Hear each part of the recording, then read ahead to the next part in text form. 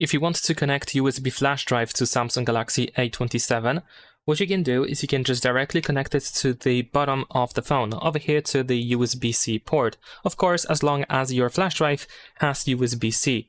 If your flash drive is not USB-C, then in that case you will have to use an adapter that converts to USB-C. In my case, my USB flash drive is USB-A, so I need an adapter that converts USB-A to USB-C.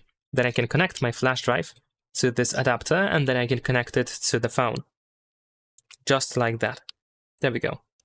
And now I can access the storage. And in case there is some sort of issue or something, you can either wait a couple of seconds or you can tap on the notification to try to fix it.